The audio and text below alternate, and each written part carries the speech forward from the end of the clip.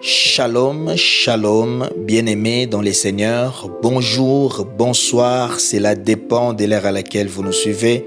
Je vous salue au nom de notre Seigneur et Sauveur Jésus-Christ.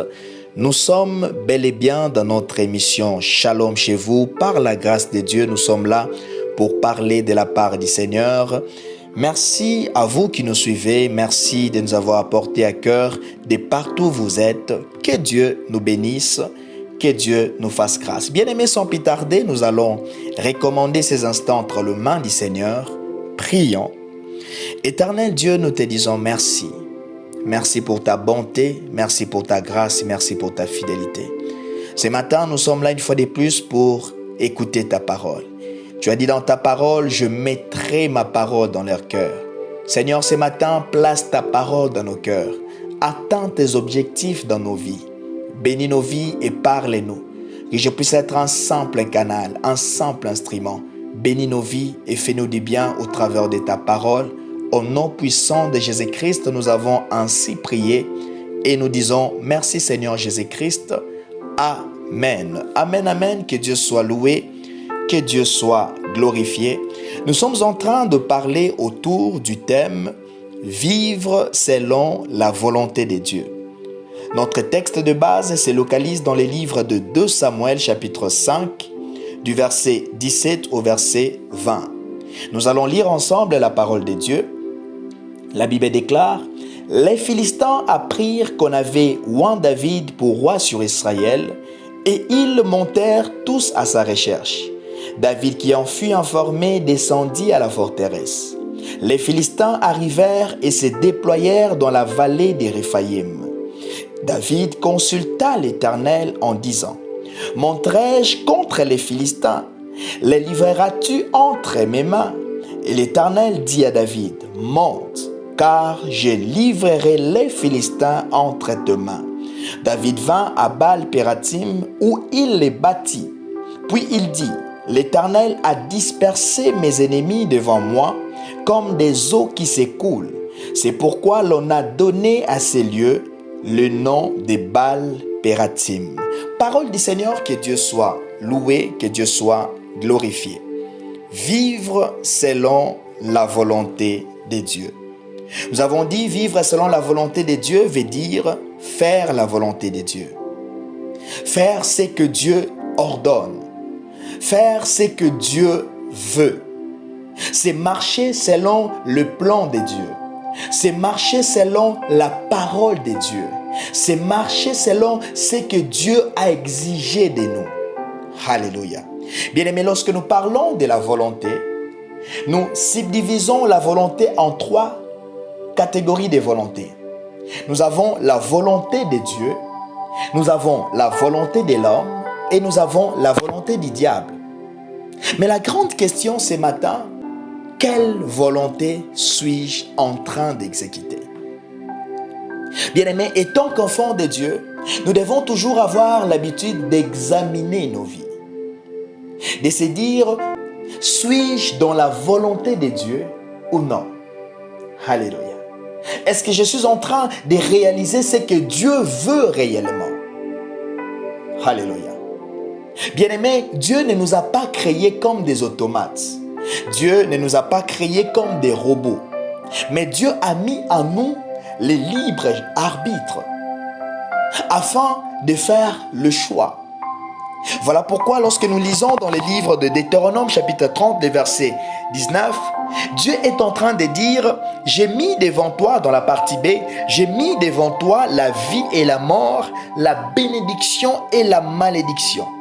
Choisis la vie afin que tu vives toi et ta postérité. » Ça veut dire que Dieu nous a laissé le choix. Alléluia. Dieu nous a donné les choix. Dieu n'est pas un père qui nous oblige des choses, mais Dieu est un père qui nous oriente vers la vie, qui nous oriente à bénéficier son plan merveilleux. Mais sauf que Dieu veut que cela puisse être réalisé avec amour et non par obligation. Bien-aimés, ce que Dieu veut en réalité dans nos vies, c'est que nous puissions exécuter sa volonté par amour. J'aimerais illustrer cela. Bien-aimé, imagine que dans une contrée, dans une ville ou dans un coin, un homme se retrouve avec une seule femme. Il n'y a qu'une seule femme pour à marier, par exemple. Il n'a pas d'autre choix. La grande question serait, est-ce que cet homme va se marier avec cette femme par amour ou par obligation, tellement qu'il n'y a qu'une seule femme?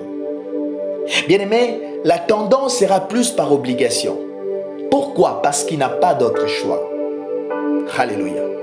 Mais bien-aimé, la relation que Dieu attend de nous depuis la création, c'est une relation d'amour. Dieu veut de sorte que nous puissions l'aimer réellement. Voilà pourquoi lorsque Dieu a créé l'homme, il a placé l'arbre des connaissances de bien et de mal et l'arbre des vies. Et Dieu a ordonné à l'homme de ne pas toucher à l'arbre des connaissances de bien et de mal. Mais sauf que Dieu n'a pas mis des obligations et ne les a pas obligés de faire quelque chose. Mais Dieu a laissé le libre arbitre. Dieu a tout simplement donné l'ordre. C'était maintenant à l'homme de faire le choix, soit d'exécuter le plan de Dieu, soit d'exécuter ce que Dieu avait ordonné, soit de désobéir. Ça veut dire que l'homme subit les conséquences de ses choix. Alléluia. Mais bien aimé, ce matin, j'aimerais te dire, marche selon la volonté de Dieu. Nous venons de lire dans notre texte de base comment est-ce que David, devant ses ennemis, David a eu le temps d'aller consulter l'Éternel. Pourquoi David est allé consulter l'Éternel? Tout simplement, David voulait connaître la volonté de Dieu. Bien aimé, des fois nous échouons dans nos vies. Des fois, nous entreprenons des projets qui n'avancent pas. Pourquoi? Parce que des fois, nous ne réalisons pas la volonté de Dieu. Bien aimé, un enfant de Dieu doit toujours se poser la question, suis-je en train de réaliser la volonté de Dieu? Bien aimé, dans ton voyage, dans tes affaires, dans ton travail, dans tout ce que tu entreprends, est-ce qu'il y a la volonté de Dieu dedans? C'est la grande question que tu dois te poser. David pouvait dire, voilà, je suis oint. Je suis roi sur Israël. Dieu m'a oint. Et je suis un guerrier. Je peux aller combattre les Philistins. Mais David a eu le temps, premièrement, de demander la volonté de Dieu. Et nous avons dit, les canaux pour consulter l'Éternel, premièrement, nous avons parlé de la prière. La prière est l'un des canaux très efficaces qui nous permet de consulter l'Éternel. Parce que la prière est un dialogue avec Dieu. Dans Jean chapitre 14, le verset 13 au verset 14, Jésus dit, tout ce que vous demanderez en mon nom, vous les recevrez.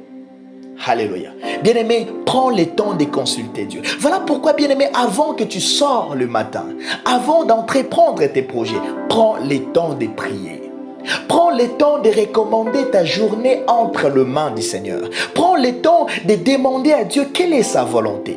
Qu'est-ce que Dieu veut en réalité que tu puisses faire? Est-ce que ce que je fais réellement correspond à ce que Dieu veut que je puisse faire?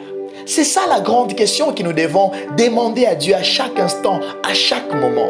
Suis-je dans la volonté de Dieu? Le deuxième canal, nous avons dit la parole de Dieu.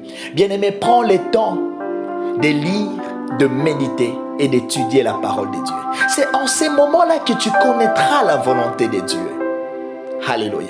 Bien-aimés, ceux qui réussissent dans leur vie, ce sont ceux-là qui mettent en pratique la volonté de Dieu. Alléluia. Mais aujourd'hui, j'aimerais parler sur les avantages ou soit les bénéfices de vivre selon la volonté de Dieu. Bien-aimé, celui qui vit selon la volonté de Dieu, il a la victoire. Ça veut dire que la volonté de Dieu nous donne la victoire. Bien-aimé, David avait compris que la victoire ne dépendait pas de sa force. David avait compris que la victoire ne venait pas sur ses guerriers. David avait compris que la victoire ne dépendait pas seulement des stratégies de guerre, mais David avait compris et que la victoire est entre les mains du Seigneur. J'aimerais te dire une chose, bien-aimé, la victoire vient lorsque tu marches selon le plan de Dieu. Bien-aimé, j'aimerais te dire, Dieu a un plan merveilleux pour ta vie. Il dit dans Jérémie chapitre 29, le verset 11, « Je connais le projet que je formais sur vous, le projet de bonheur et non de malheur. » Dieu a un projet de bonheur dans ta vie. C'est un projet de victoire.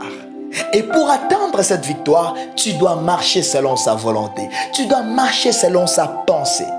Deuxième avantage, c'est que lorsque nous exécutons la volonté de Dieu, la volonté de Dieu nous permet de palper les promesses de Dieu dans nos vies. Alléluia. C'est vrai que Dieu nous a promis. David avait certainement des promesses de Dieu dans sa vie. L'Éternel avait promis tant de choses. Oui, c'est vrai, il est devenu roi. Dieu a accompli l'une de ses promesses. Mais bien aimé, David avait compris que s'il veut réellement continuer à palper les promesses de Dieu dans sa vie, il devait consulter l'Éternel. Il devait marcher selon la volonté de l'Éternel.